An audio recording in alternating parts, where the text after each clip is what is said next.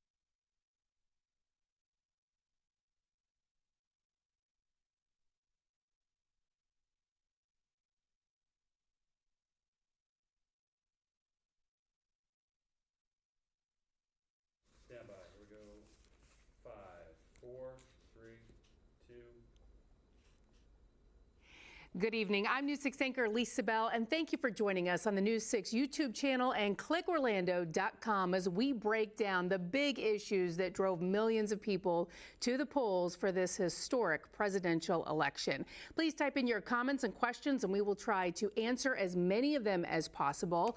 We do have a panel of experts joining us tonight to answer those questions for you, so I want to introduce each of you tonight. Thank you so much for joining us here at News 6 and on clickorlando.com. First, we have Mr. Leroy Purnell. He's a professor and former dean of Florida A&M University College of Law. He is a frequent contributor to both national and local media on topics ranging from elections to criminal justice.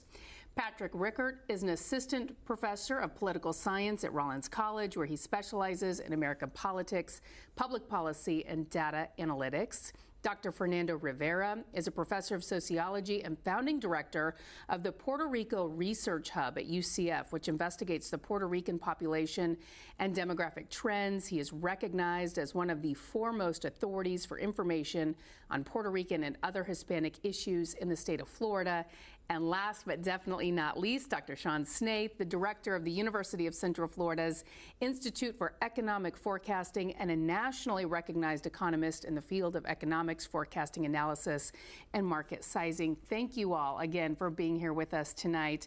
We have a lot to get to, but first, we know the polls just closed in some states along the East Coast of the United States.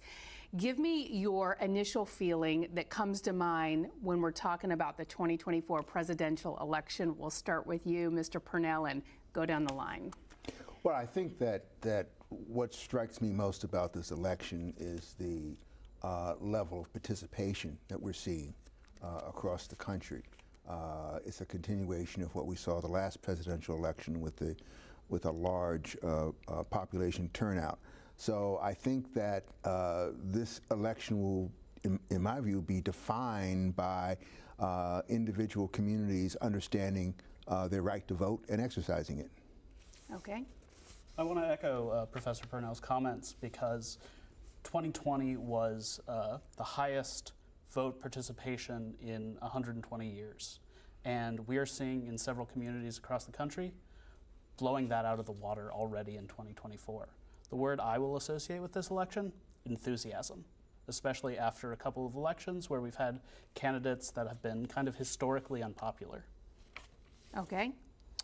Well, I will echo the what's been said already, but I would point to first that the insane amount of money that's been spent on this campaign, surpassing any amount that we have had. I think the estimates are in the $3.2 billion in terms of the campaign, so it tells you how difficult it is to get elected as president nowadays in terms of the financial backing.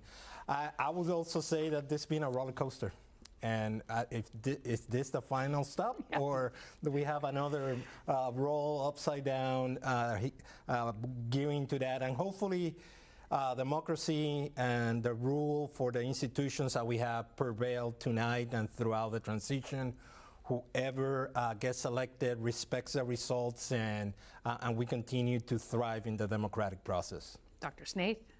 Well, I'll disagree with everyone on the panel. Well, I can't all agree, right? I'd say bizarre from my perspective, right? I mean, this has been, if you look at the Democratic candidate, swapping out so close to an election, and, former President Trump, 2 assassination attempts in the lead up to, so, just really surreal at times. And from my perspective is trying to figure out, what economic policies may come post-election. It's been a particularly challenging cycle because normally you have 2 candidates that have sort of been vetted and through a primary process and have laid out details, and okay, I'm at this fork in the road. If we go this way with this person winning, here's what we're going to get. If we go that way with this person winning, here's what we're going to get. And throw in the Federal Reserve and interest rates, and it's been a lot of fog and uncertainty from my perspective. I heard bizarre roller coaster enthusiasm. This is unprecedented, this election. And Patrick, you mentioned the record turnout 4 years ago. We're surpassing that already. Why do you think that's the case? Well, it's interesting because in 2020 we had a lot of convenience voting because of the pandemic, and so people kind of wrote that off as a one-off and thought that 2024 is going to look like 2016, it's going to look like 2012. It's going to look very similar to things we see in the past. But we haven't seen that. And I think it is getting what we call low propensity voters, people who don't traditionally vote, to turn out, and especially young people. We are starting to get some exit polling, and it is interesting to see what some of those exit polls are showing. According to the Associated Press, about 4 in 10 voters consider the economy and jobs to be the most important problem facing the country, as frustration with inflation spiking in 2022 lingered in the form of high grocery prices, housing, and gasoline costs. Roughly 2 in 10 voters said the top issue is immigration, and about 1 in 10 picked abortion. Also, many people saying the future of democracy was a leading motivator for many Americans to cast a ballot today. So, Dr. Snaith, when you hear those numbers, 4 in 10 voters considering the economy and jobs to be the most important problem, does that seem accurate, or did you expect it to be higher or lower than that? Oh, I don't know when exactly that poll was taken. I think it was basically today. Oh, okay. Yeah. Listen, the economy has been, I think, on the minds of most of us over the past several years, because we've experienced in the post-COVID-19 pandemic policy era the highest rate of inflation that we've seen in this country in well over 40 years. I mean, there are people that never, experience inflation at all. Suddenly, it's over 9% at one point, and so this hits people where it counts in their everyday lives. We've seen rents go up significantly. The cost of groceries have gone up. Utilities have gone up. If you've had to, in the recent years, purchase a new or used vehicle, those prices were skyrocketing over the past 2.5 years. Plus interest rates going up. I'm surprised maybe it's not a bit higher. The one thing is the economy is on solid ground. But people aren't feeling that way. Well, the problem is you've got a segment of households that get to the end of the month, and that paycheck is not covering all their expenses. So what we've seen the past 2.5 years is credit card balances have soared, and they're well over $1 trillion now nationwide. And at the same time, the average interest rates on those credit cards are now 21.5%. So there are people that are struggling. Not every household, but the labor market, that's a bright spot. People, by and large, if you want a job, you can get a job. Mr. Purnell, when we go to that survey that came out, this is from AP VoteCast, which surveys more than 110,000 voters nationwide. One of the top issues was preserving democracy.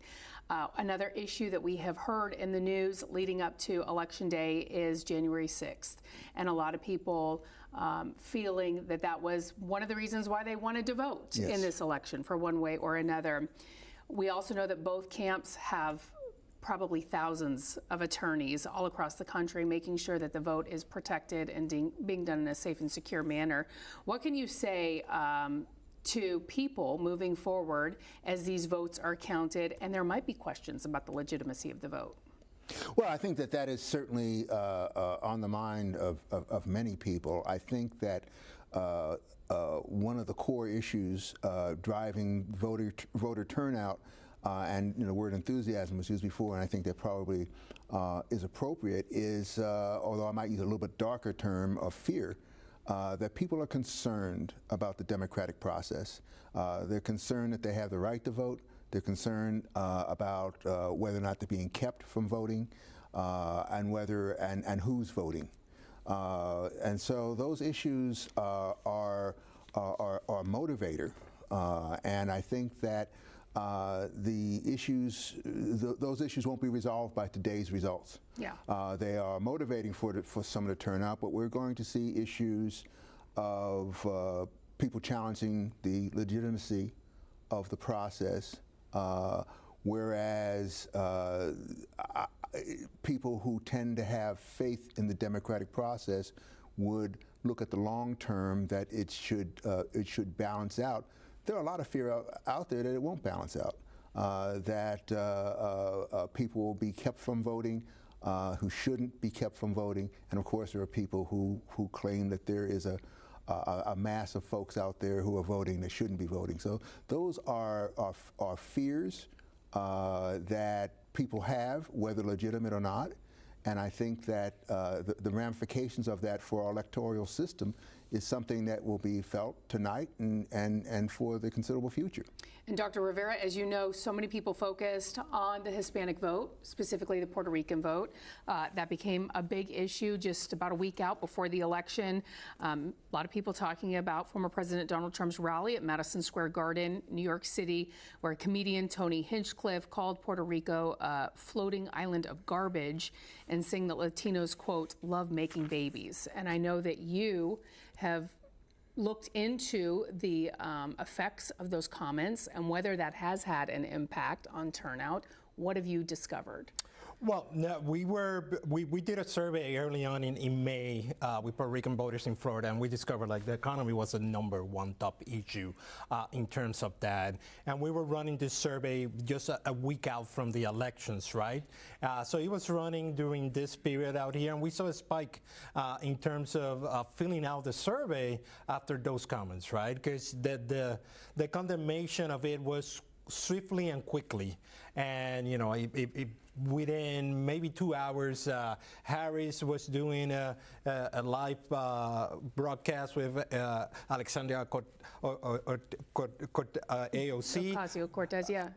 And you know, it sort of became sort of national news out there, which was interesting because Puerto Rico hadn't come up as a topic for the election whatsoever. So we saw kind of like those ebb and flows. And I think it might have had an impact in two fronts, right? Maybe those ones that were a little bit curious about Trump, and obviously, we've run some focus groups, and people that actually support Trump, they're saying like, well, he's a businessman, so the economic plans, seems to be make more sense. So he kind of like had that ahead with the economy out here. But obviously, after those comments, if you want to insult somebody, you go after their homeland, right? And I think that it shows you a little bit of how undisciplined the campaign was in bringing an insult comic to closing of a convention, right? It really doesn't make any sense to bring about that type of character into the political fold. And I think for other voters that perhaps weren't that enthusiastic about the election, all of a sudden this became kind of like a call for action. So we'll see, places like Pennsylvania, those are going to be key issues out there if the Puerto Rican vote actually turns out. So we are getting an update on some of the results. With 30% of precincts reporting in Florida, Amendment 4, which is the abortion amendment, is seeing 59% for, 41% against. And Amendment 3, which is about recreational marijuana, right now has 57% support, 43% against. What is your reaction to those numbers? They're not very surprising, really. I think that the abortion issue is tied to women's rights, and I think it's been a big motivator for, particularly for women and for everyone, but particularly for women to turn out to vote. And so, in an election where this is an issue at the head of the ticket, to have an issue like this produce those type of results, it's not surprising. Look, everywhere in the country where abortion has been on the ballot, abortion reform and restoring abortion rights has succeeded. And so I think it would, to some extent, it would be surprising if it doesn't succeed in Florida. Of course, in Florida, it needs 60% for a constitutional amendment to pass. By the way, that constitutional amendment that requires 60% only passed with about 58% of the vote, which is what we like to remind people. Patrick, what's your response when you hear these initial numbers coming in? Yeah, so I was also going to point out that post the Dobbs decision, every time that it's been on the ballot, it has passed in states across the country, but only 2 states have a requirement for this supermajority, Florida and Colorado, and Florida's is the highest with 60%. The polling throughout the election has been right at that 60% mark, so even though clearly a majority of Floridians will probably come out in support of it, it's still unclear whether it's going to actually reach that barrier. Okay, I want to get back to the economy real quick because that was an issue that a lot of voters said was very important to them leading into this. Dr. Snaith, we were talking a little bit earlier on News 6. One of the things that we don't hear a whole lot about from the candidates is how to bring down the national debt. A nonpartisan committee for a responsible federal budget suggests the Harris presidency could increase the national debt over 10 years by $3.5 trillion. The vice president's campaign insists her proposed investments in the middle class and housing would be offset by higher taxes on corporations and the wealthy. On the other hand, the same analysis says former President Trump's ideas could add another $7.5 trillion onto the debt, possibly as much as $15.2 trillion. But he suggests growth would be so strong under his watch that no one would need to worry about deficits. As an economist, when you hear numbers like that and responses like that from these campaigns, what goes through your mind? Well, yeah, I think this comment was off camera, and I'll probably keep that off camera comment off camera still. But nobody really does anything about the deficit spending and national debt. Just the opposite, in fact. And you know, we've suspended, you know, each year or so we would have this bout of political theater over the debt ceiling. You have to raise the debt ceiling in order to issue more debt, and you know, the wailing and gnashing of teeth. The government will shut down. Yes, what a terrible thing this would be. And then they just raise it. Well, they even stopped that political theater, and they suspended the debt ceiling until the 1st of January 2025. So we've continued to spend $1.8, $1.7 trillion of deficits each year that just add to this mountain of national debt. And as we discussed earlier, the interest payments on that debt are now approaching and probably have surpassed $1 trillion per year. Now that is non-discretionary. You've got to pay that. It's like Social Security, Medicare, you know, and so the discretionary part of the budget is going to be squeezed by this, whoever wins the election. I think this reality is going to start to become something that lawmakers will have to face. They've been denying it for a while. It seems to me that the average American does not fully understand the impacts that the national debt will have on them and what it means for them and their finances. I mean, can you explain it to people what it actually means for our country to be in debt that much? Yeah, well, I think for most people, it's like when I listen to astrophysicists talk about a galaxy that's 200, billion light years away, and I'm trying to, if I drive 10 miles over the speed limit, how long will it take to get there? So trillions, most people don't, that doesn't compute. But what it means is the government's going to have less options, less money available for discretionary parts of the budget because that interest has to be paid. That's an obligation. The other possibility, and this is one of the reasons we've been able to run up this national debt, interest rates have been historically low. And so the government's been able to borrow without causing any pain to the average person on Main Street. But if the federal government continues to mount this debt and it starts to put upward pressure on interest rates, then that means the cost of borrowing, that means mortgages, that means automobile loans, that means loans for education will rise along with that. So we haven't had to pay the piper yet, but I'm afraid that he may be warming up backstage. We are getting some updated numbers. 42% of precincts in Florida are now reporting former President Donald Trump leading the state with 53% of the vote to Harris with 46%. Do those numbers surprise any of you? It's closer than I was expecting, but you have to keep in mind that most of that, these early numbers are mail-in ballots and early voting, rather than what's happening on Election Day. Mr. Purnell, last time, obviously we all know what happened after the 2020 election and the challenges to the results. If you can look into the future, a lot of people learned a lot 4 years ago. What do you think we can expect to see this time around? Well, depending on obviously who wins at the top of the ticket, it's quite possible that we can see a repeat of challenges. But the challenges that appear to be lining up right now are challenges about eligible voters and supposed efforts to keep ineligible voters off of the rolls. So that we may see a number of cases, but at the same time, we've seen very little indication from the United States Supreme Court that they're very receptive to getting involved in those challenges. So we'll see them. How far they'll go, I don't know, but I have they tend not to have the type of support and gravitas to it that have caught the attention of the Supreme Court, certainly at this point. Patrick, you just said these numbers are closer than you thought. Dr. Rivera, I want to talk about polling, because polling has seemed all over the map the past few election cycles. Obviously, in 2016, all the polls showed that Hillary Clinton would be the next president of the United States. Widely wrong. And this year, obviously, the polls have been neck and neck. Why is it so difficult to get some more accurate polls for these elections? Well, first of all, kind of like accurate sampling of polling is extremely expensive. So there's like few people that can actually do it with the correct scientific magnitude that out there. And I think also people are overpolled. Think about... Really? Because no one has ever called me asking for my opinion. Do you ever get called by these pollsters? I don't. I do, certainly. You do? I do, yes. You do? Yes. Do you?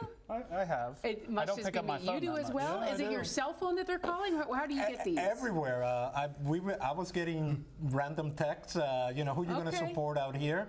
And I think about it, your everyday life, right? You go to a grocery store, you go to a pharmacy, and you get kind of like, if you get the electronic receipt, how do we do today? Okay. For a chance to do this, how Yeah. much, so there's a constant asking of questions out here in terms of that. And obviously, it requires time and patience. I think, some of the polling firms, we are in a constant need to know what's going to happen. There are certain pollsters out there that, are more accurate than others out there. But I think there's been a thirst out here, so there's over saturation out here of questions asked, and sometimes. And it depends, obviously, we have different people, right? But back in the day, you used to call people, right? And there was kind of like one telephone line in the house and somebody picked it up, right? There's so many forms of communications right now in terms of how you can do this, right? You could do it by email, you could do it by text, you could do it by phone, you could do it just, rarely people do it by knocking on doors and all those type of things. So it's extremely becoming a challenge out here in terms of that. Yeah. But even with that, some of the forecasting, it seems, so far it's been relatively close in some of the things out here that we're seeing. But that's why we have, that's why we have the elections, because it's like using a sports analogy, right? Sometimes, you say, well, on paper, this team looks great, but you have to play the game to know who's going to actually win. So I'm getting some more information coming in. Maxwell Frost retains his House seat. That was not a surprise. Representing parts of Orange County. Also, with 51% of the precincts reporting, Senator Rick Scott leads with 53% of the vote to Mucarsel Powell's 46%. That seems to be a wider margin than what Senator Scott has received in previous elections. It seems that he has won just by a few votes, really. Do you want to talk about that, Patrick? Sure, yeah. When his 2010 gubernatorial campaign, 2014, and then when he ran for the Senate, never more than, a couple fractions of a percent. But this time he seems a lot stronger. There's been a lot of movement into Florida, people moving who tend to have supported Republicans. And so it's possible that Florida's era of being a 50-50 state is in the past, that now it is going to be much more Republican. What I notice about those numbers are they are identical to the ones that you reported for the presidential election. And that was one of the big questions about this year's election, is there going to be ticket splitting? Are people going to select different parties for different offices? And if that's any indication, no. One of the things that I tend to notice every 4 years is it seems that the people running for president, it's usually a very close election here in Florida, has been historically speaking. But when it comes to those constitutional amendments, it's a pretty large majority one way or the other. Why do you think that that's the case, that we're so divided when it comes to the person that we're voting for? But when you ask someone about an issue, a lot of people are generally on the same page. Why do you think that's the case? Well, I think when you look at the issues that were on the ballot this time, you had two of the issues that are citizens generated. And that speaks to a groundswell of support that had built behind the issue before it was placed on the ballot. Now, the other issues which are generated by the legislature, probably half the people don't understand what those issues really are about. But I think that the popular vote ones, which tend to also match national trends in terms of those same issues, people have they're much more invested in the question on a local and a national level, and I think we can see that reflected in the votes within the state.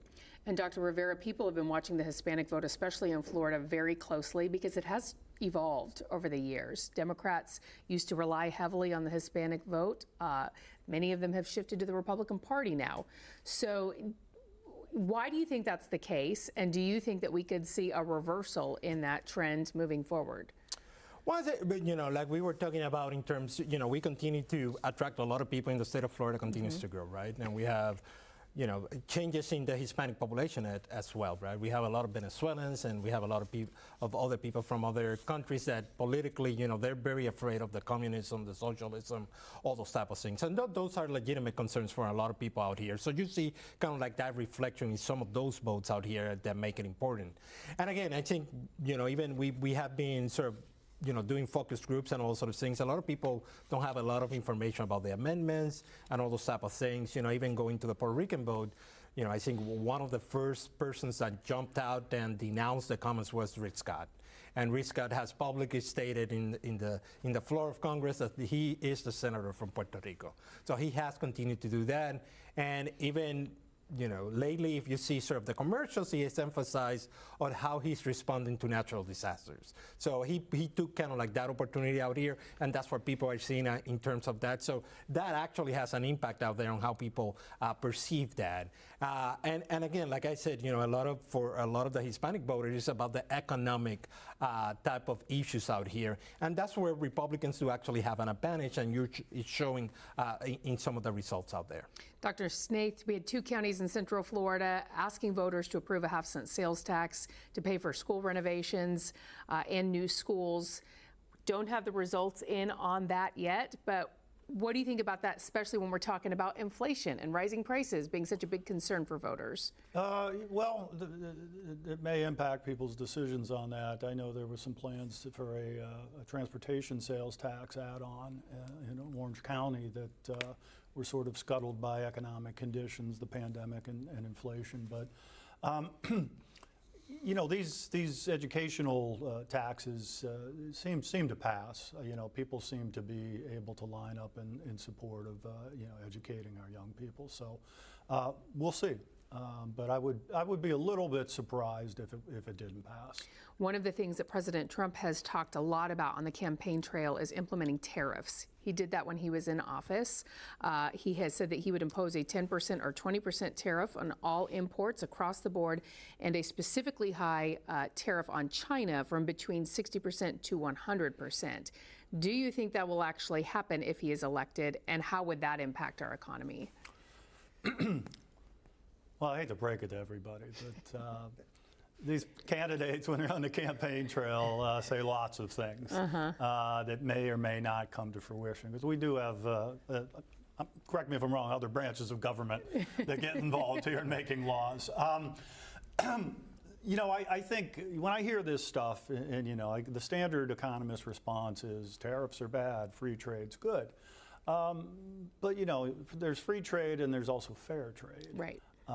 And so, to me, I hear this, I'm like, okay, we're not going to see 200% tariffs, but this is sort of a, if elected, this is sort of a start of a bargaining process to maybe level the playing field. So, our domestic companies have better access because, these other countries have barriers. It's not just tariffs. There are quotas and restrictions in other countries placed on the amount of American goods of different types that can be brought into their countries. So, it's more complex than just tariffs, and there's a lot of levers when it comes to international trade. So, let's see what happens before we get too overly concerned here. You were chuckling about that. Tell me why, Mr. Purnell.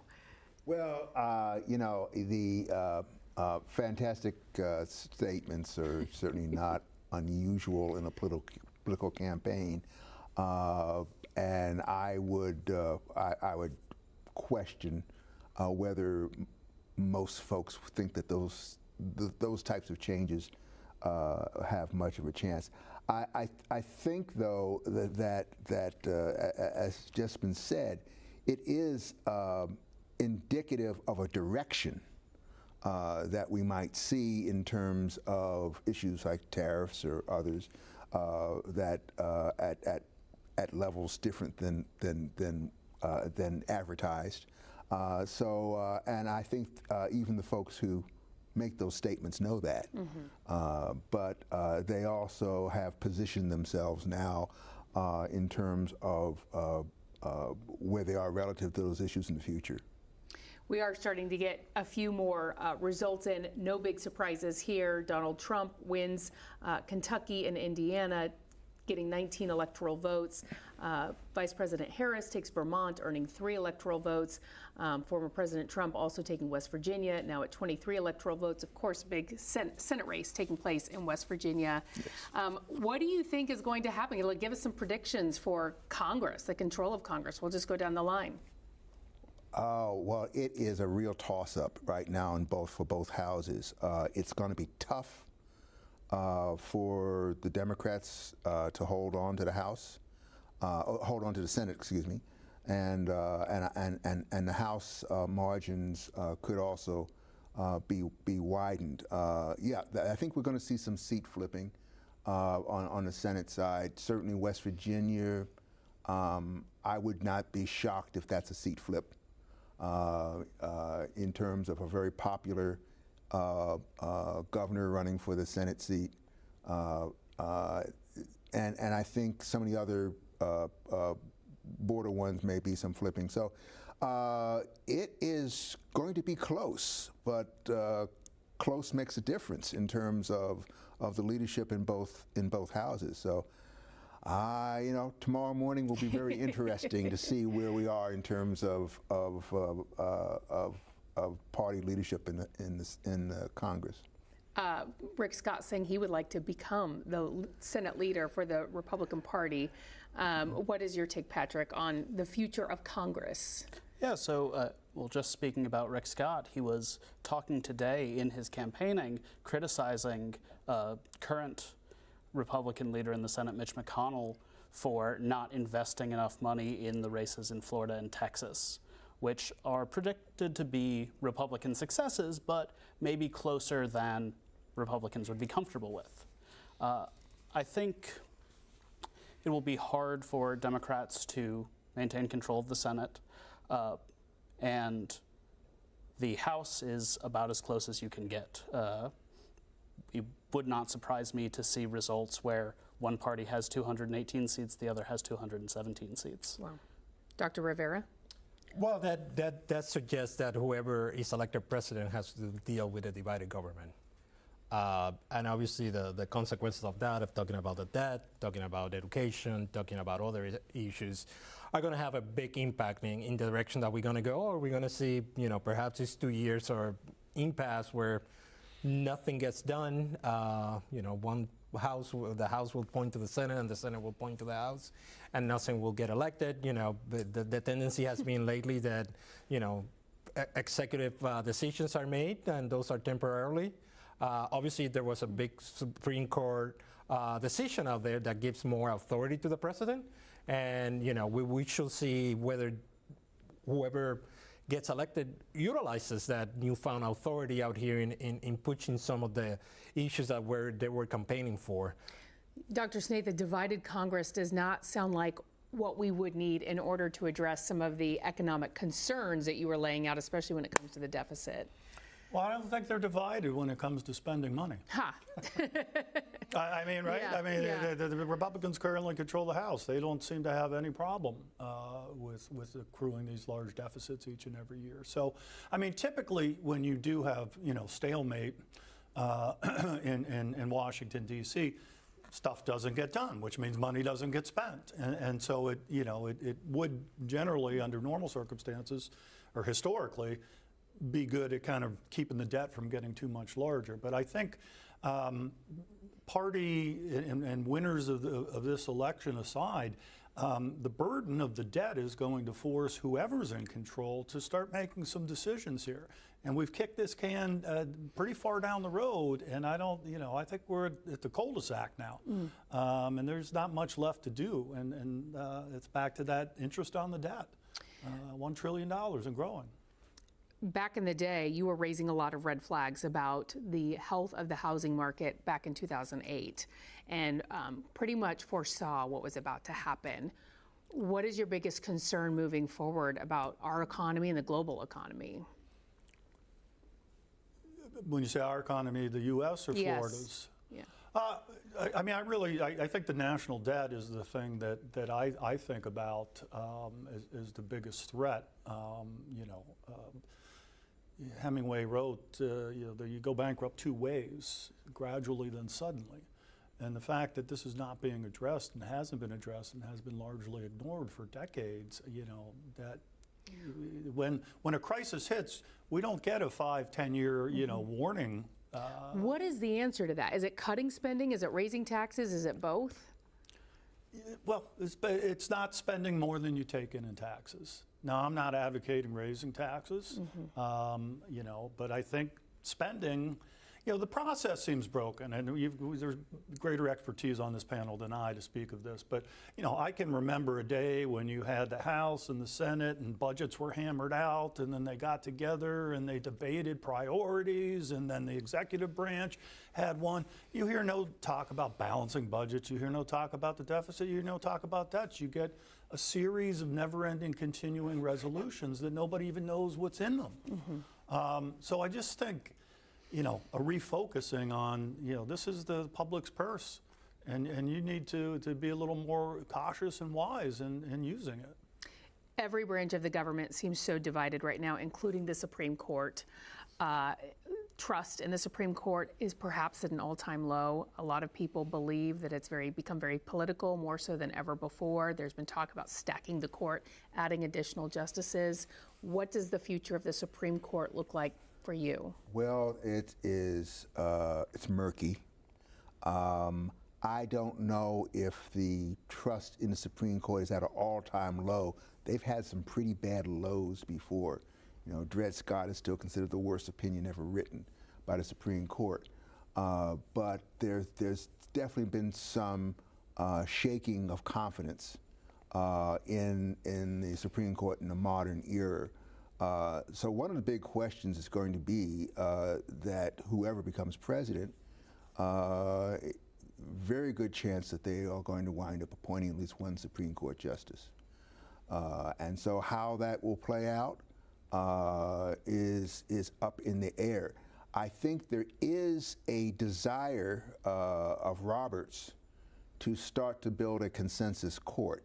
Now, it didn't always work, and certainly some of the, I guess I can call them scandals or questions, the whole leaking of the Dobbs opinion and so forth. All of that doesn't help. But I think that there is going to, generally speaking, the court, after a while, sort of tacks to the middle. Whether and when that will happen and to what extent is very unclear because ideologically, the court is divided.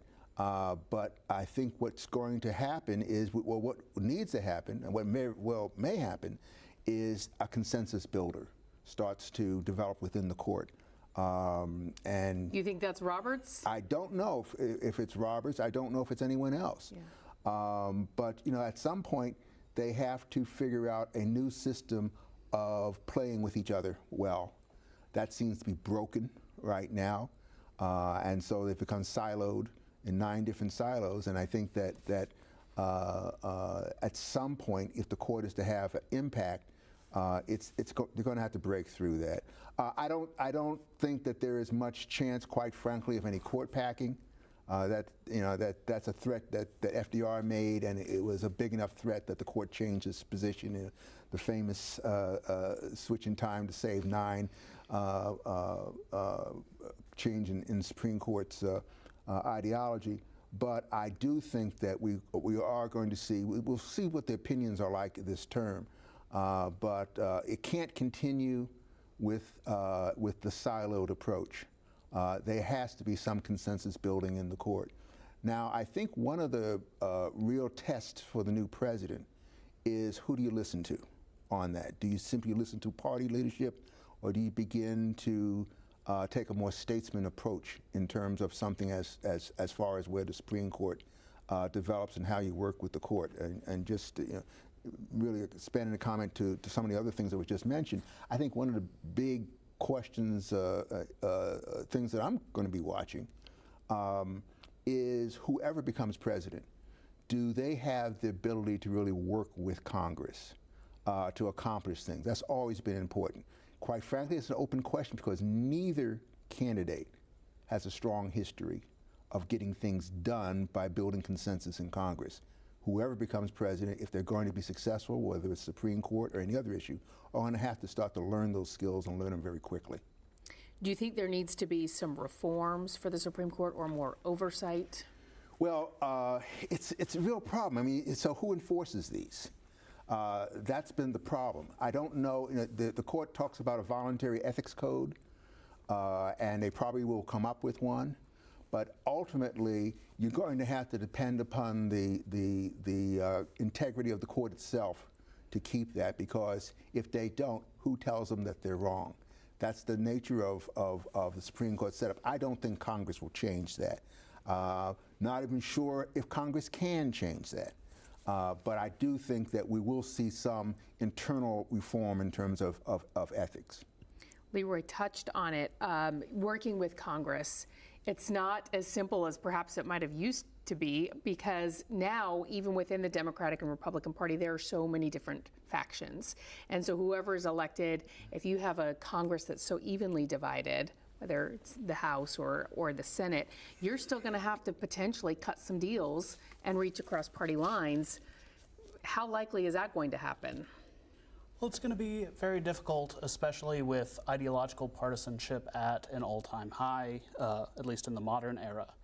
And I think, especially if we have a president that is of a different party than the Senate majority, that's going to cause some problems, not just with legislating in general, but sticking with the Supreme Court. Famously, in 2016, after Antonin Scalia died, Mitch McConnell told then President Obama, "You will not fill that seat. We're going to refuse for 8 months, waiting until the election to see if our guy wins."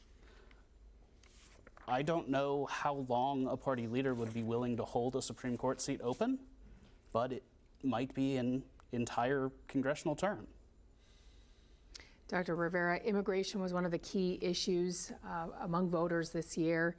Moving forward, how do you think that issue plays into how Hispanics feel about Republicans versus Democrats and their turnout?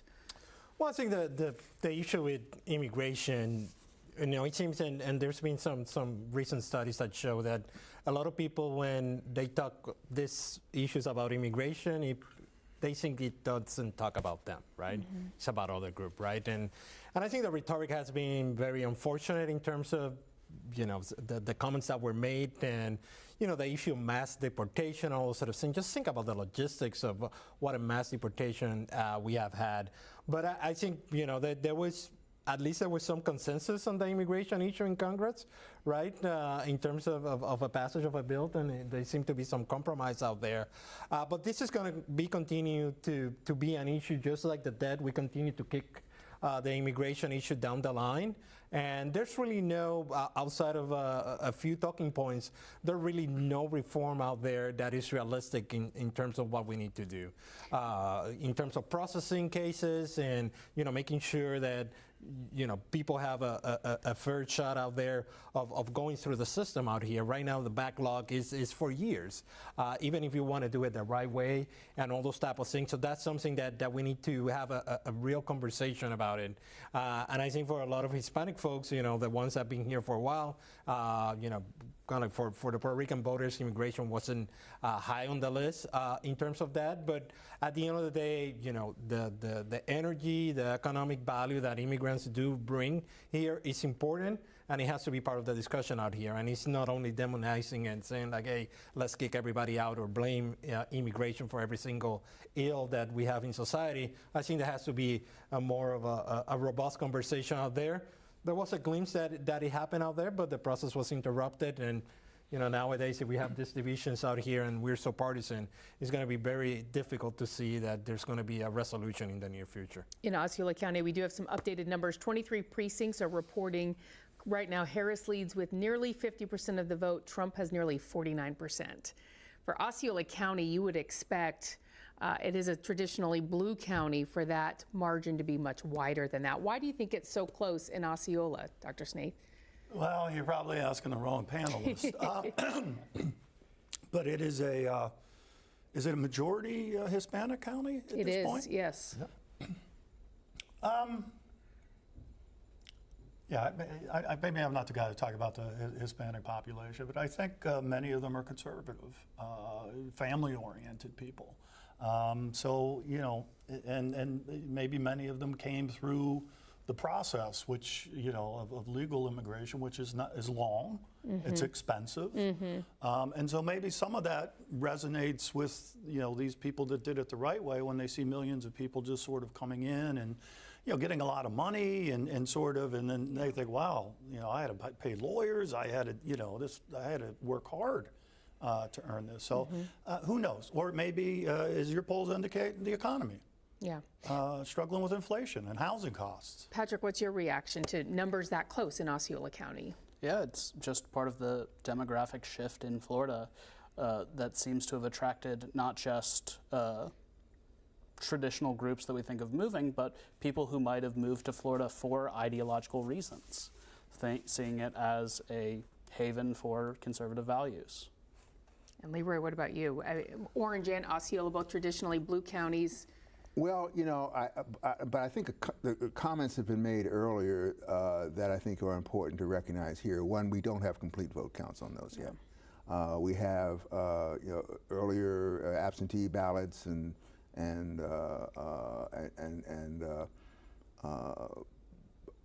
write-in votes. So we'll have to see exactly how those numbers play out. But I think that in addition to the points that have been made by other panelists, across the voting spectrum, I also wonder what is the impact of misinformation. I can remember when I was doing early voting this time, and I could hear conversations of some of the other people standing in line, and you almost wanted to yell out, said, what makes you think that's true, Yes. And on immigration, one person was saying, oh, well, you know what, why don't we just leave the country and come in through the southern border? We won't need a passport if we do that. And I said, okay, I'm not going to get into that. But I think that we live in an information age that has no controls on it in terms of what people hear or what's verified and unverified, and that's a wild card, and that can affect voters' responses in these counties and in others. But I guess I'm not surprised that the margin is narrower, although I don't think it will stay quite that narrow. But I do think it reflects what people have been told that they should believe about the issues. We know that we will likely not know the winner of this election for several more days. I want to just go down the panel. When do you think we will know the results? Oh, I don't know. I think it may, it may be tomorrow, maybe the day after. But there are so many issues involved with counting and certifying votes that we just don't know. We'll probably know in time for the Electoral College to meet, and for a safe harbor on that. But we've been through 2 presidential elections now, where clearly knowing the day after, knowing that night was impossible, not going to happen. I think that's going to be the norm right now. With all the different ways of voting that we have, I think this is going to be the norm, that we won't.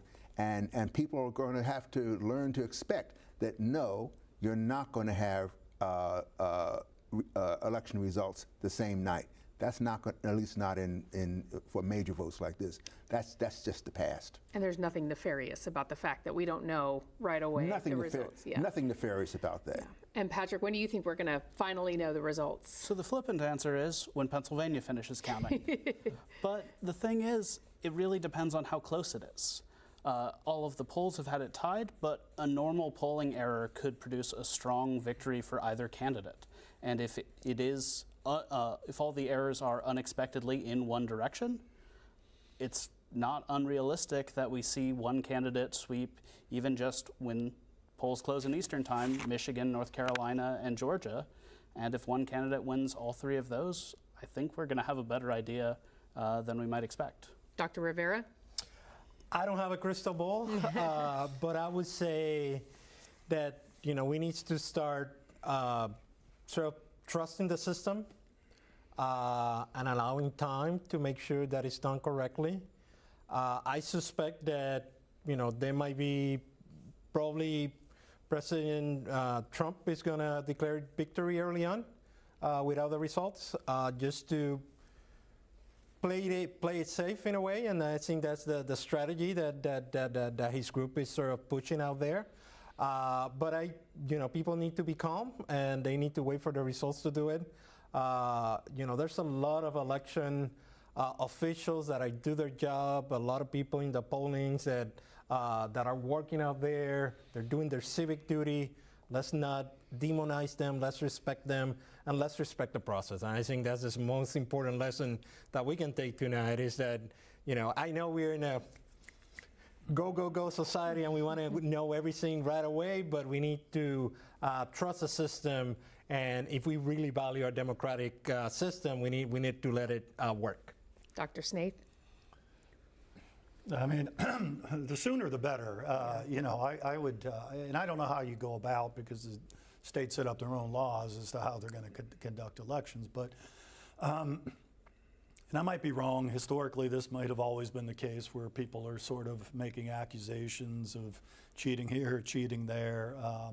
I think it should be auditable. It should be transparent, and we don't need politicians on the losing side of each party to come out and say, Russia tipped this election, or so and so stole votes. I think you have to have the faith in the process, and I think it's been damaged in recent years. So just a quick update before we conclude our discussion tonight. The latest numbers, with 77% of precincts reporting on Amendment 4, which is the abortion issue, 58% in support, 42% against. Amendment 3, which is recreational marijuana, right now 56% support, 44% against. Before we leave tonight, if you could just give us your hope for the future. For the next 4 years, what do you hope happens in the days and the 4 years to come? Well, I hope that we can move past, I spoke about the fear element in terms of that many people were, at least people I've talked to, were really afraid for this country in this election. I hope that we can move past that to some extent, to understand that we have to have a government by consensus, and that we can do that without fear that we simply won't have a government if one party wins or the other party doesn't. But that largely is going to depend on the quality and performance of the people who were elected, and their ability to actually pull people together. So I'd like to see that happen. I think that it is extremely unhealthy to have people as atomized as some of the sociologists would refer to people as they are today, because they tend to then lose trust in government altogether and take actions that are extra governmental, and that's what we don't want to happen in this country. Patrick.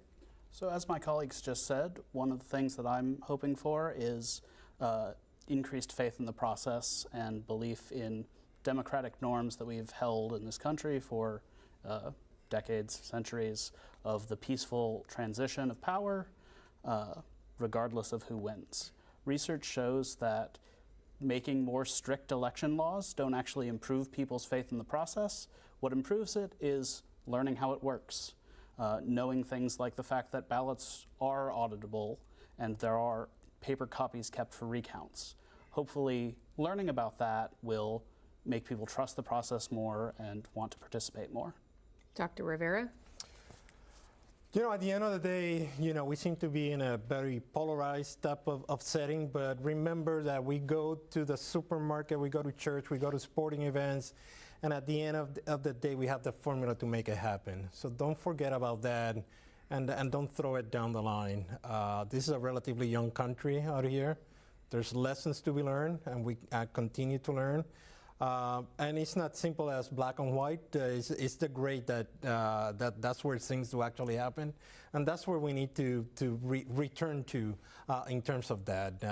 Let's kind of like the pendulum seems to swing one way or the other, and let's see if we return to a normal state again. And Dr. Snaith, you get the final word tonight. What was the question again? Your hopes, your thoughts for the days and the 4 years to come. Well, I'd like to see the national debt addressed in a serious manner. I mean, of course, all these things that my fellow panelists have mentioned. I mean,